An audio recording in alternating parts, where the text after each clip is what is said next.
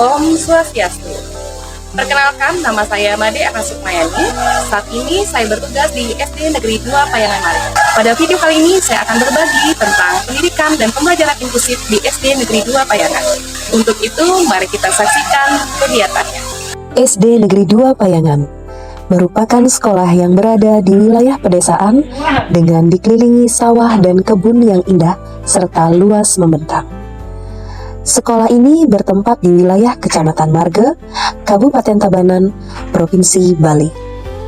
Dengan beragam karakter murid yang dimiliki, mulai dari yang memiliki potensi akademik tinggi hingga yang memerlukan perhatian khusus, sekolah ini terus berupaya menciptakan lingkungan belajar yang inklusif dan menyenangkan.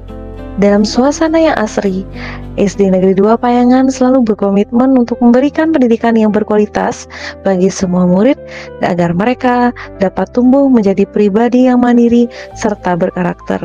Sebagai upaya dalam mewujudkan pembelajaran inklusif, sekolah kami telah melakukan beberapa hal.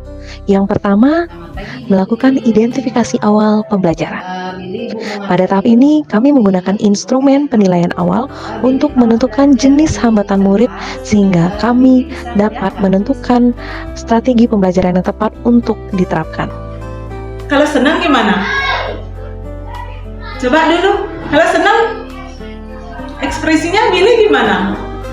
Ketawa, ya. Saya sudah melakukan identifikasi sesuai dengan sistem awal. Nah, di mana di sini saya sudah mendapatkan hasil dari identifikasi saya, yaitu anak si Billy ini mengalami hambatan di bidang komunikasi.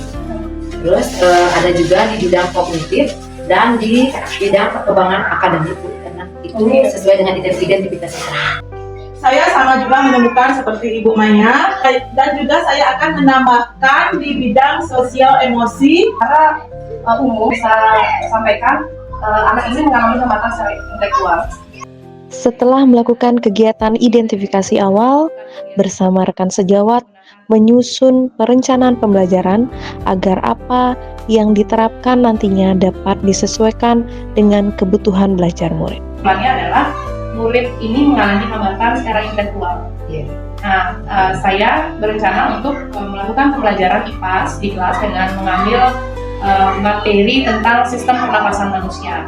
Yang saya di sini agak sedikit ragu gitu. Nah, dari segi intelektual, tentu saja kalau dengan pembelajaran reguler yang kita berikan, anak ini sepertinya cukup sulit untuk mencapai. Nah, apa yang harus kita lakukan dari kira-kira itu? Baik Bu Yana, dengan tujuan pembelajaran peserta didik untuk berkebutuhan khusus PDBK itu, bagaimana kalau begini dari sistem pernapasan itu tujuan pelajarannya kita turunkan dulu. Berarti diturunkan level kognitifnya. Ya, benar. Halo, perencanaan pembelajaran inklusif pada murid yang mengalami hambatan belajar secara intelektual dan reguler, kami lakukan prinsip diferensiasi proses. Kami juga menerapkan modifikasi terhadap asesmen pembelajarannya untuk menyesuaikan kebutuhan belajar serta kemampuannya. Nah, bagaimana proses pelaksanaannya? Mari kita saksikan bersama. Selamat pagi anak-anak. Pagi. Ya, bagaimana kabarnya hari ini? Luar biasa. Apakah ada anak-anak yang tidak hadir hari ini? Semuanya hadir. Oke. Sebelum kita mulai pelajaran, mari kita penyegaran dulu. Semangat. Organ-organ pernapasan kalian.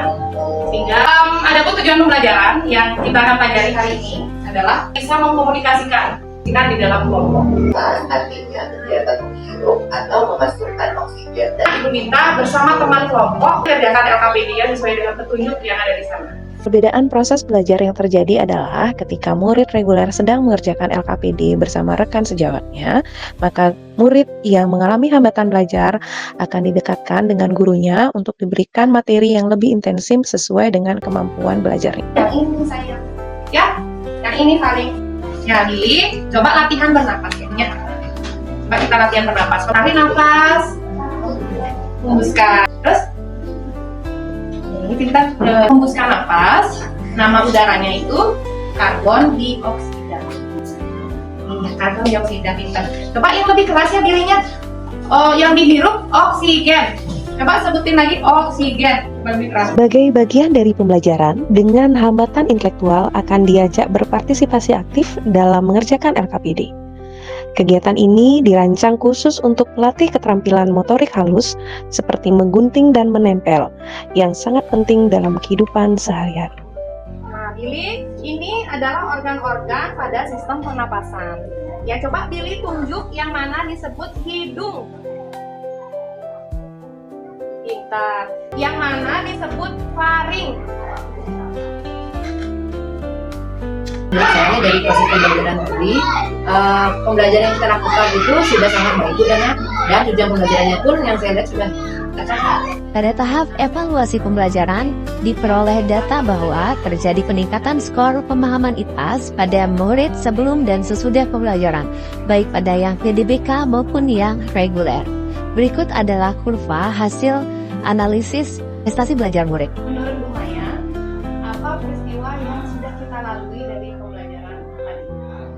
Baik Bu Yana, dari pembelajaran tadi peristiwa yang sudah kita lalui yaitu di mana kita sudah mampu memodifikasi pembelajaran sesuai dengan kebutuhan murid Bu Yana.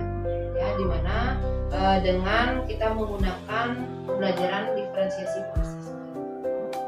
Nah, sekarang menurut Bu Yana nih bagaimana Om Swastiastu. Saya selaku Kepala SD Negeri 2 Payangan mengucapkan terima kasih kepada Bu Erna Sumayani karena sudah memberikan pengimasan sehingga kami selaku kepala sekolah bisa memahami dan bisa memberikan arahan kepada seluruh guru yang mengajar di sini